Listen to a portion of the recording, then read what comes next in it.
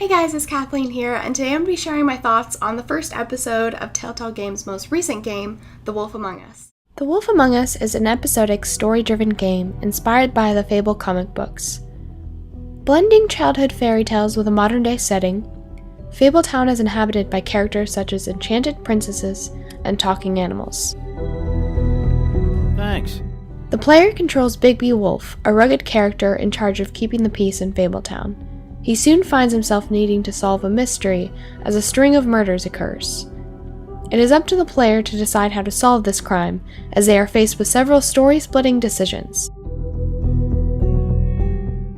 Now, the gameplay of this game functions a lot like The Walking Dead the game.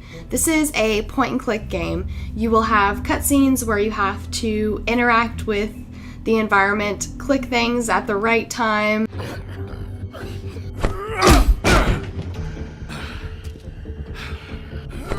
But there's also timed dialogue, which is probably my favorite part of the game.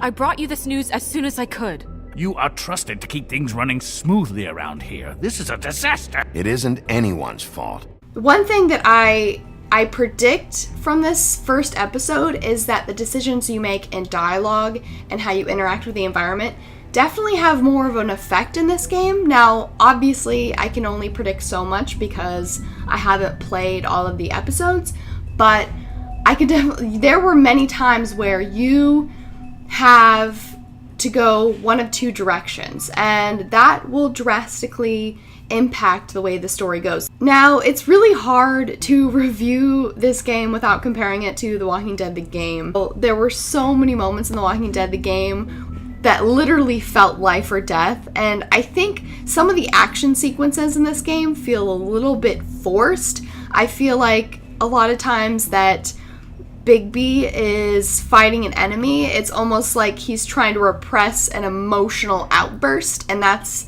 the majority of the action scenes in this game. I'll fucking kill you! You fucker! Alright, what's going on here? See that chap over there? Get your hand off my penis! This is the bloke who got me on the penis before. I'll fucking kill you! Wait, what is the charge? Eating a meal? A succulent Chinese meal? And I would like to see in future episodes possibly less reliance on emotional outbursts from characters freaking out and going berserk on Bigby for very little reason, in my opinion. But maybe that's just me. I'd love to hear what your feedback is about the action sequences in this game. Hate's the wrong word. They fear you more than anything. You ate a lot of people back in your day. I thought we were all supposed to have a fresh start here. I can't change the past. Well, you can't change people's memories either. Now, I have to say that Telltale Games and comic books go together like peanut butter and jelly. Beautiful. Now, the story of The Wolf Among Us is loosely based on the graphic novels Fables. And I have not completely read Fables. I am not completely finished with it. But the game is supposed to be somewhat of a prequel to these stories. It takes place before the events of these stories. However, they take a lot of liberties with the story, and I personally like that they did, because even if you've read Fables, you will be surprised by the story of this game. And that, in my opinion, is a good thing. You definitely can't predict what's going to happen in this game, and the end of this episode shocked the heck out of me. Now, the characters are all burnt out fairy tale characters. Bigby himself is the big bad wolf that terrorized Little Red Riding Hood and all of the three little piggies. And he is a grimy character. This whole story is really just rough. I mean, you will see some of your favorite Fables sitting in a bar drinking themselves to a drunken stupor, and you will see one of the three little pigs chain smoking. It's definitely a interesting way to see some of your childhood fairy tales grow up and grow into a very miserable existence. Now, with that, I really like gritty and grimy characters, and I'm already really liking Bigby and how they're depicting Bigby, because he's not exactly a hero and he's not pretending to be a hero, but there are definitely likable characteristics about this character.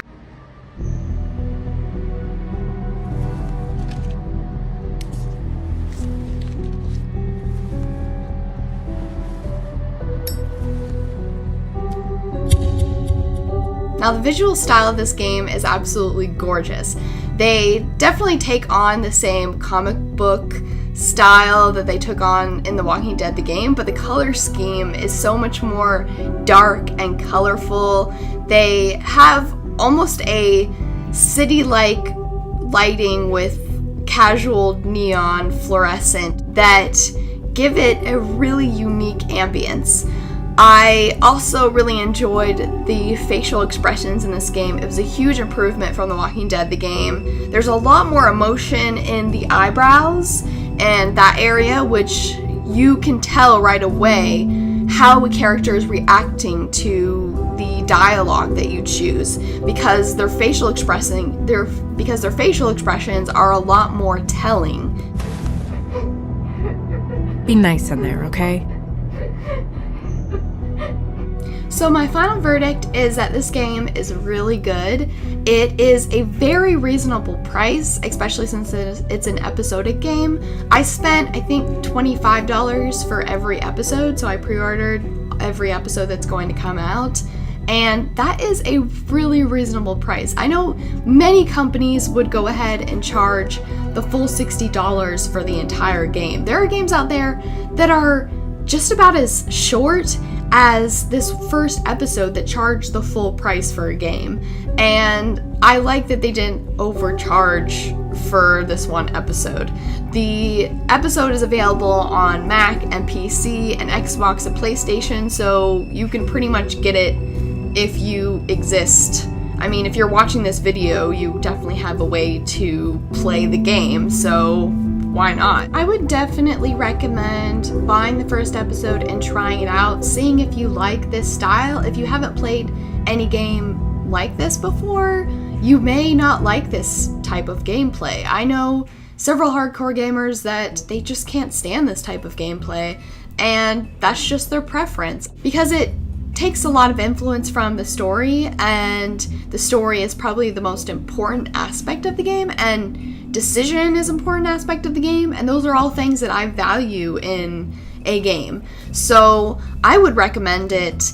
Now, I did enjoy the mystery of this game. There's a lot that is slowly revealed, and it gave away enough and teased enough at the end that it made me feel as though I absolutely need to play the rest of this game to figure out what happened and who has committed all of these crimes. It definitely has enough mystery and enough cliffhangers to keep me wanting to play the game. So I would definitely recommend it if you like great story and you like your decisions in a game making a huge impact. That is my final verdict. I hope you all enjoy the game if you play, and let me know what you thought of it, spoiler-free version, in the comment section if you did play. I should go. But if you like kick-ass story, and you like feeling at least some involvement in that story, then you will love this game. Especially if you play games like Heavy Rain or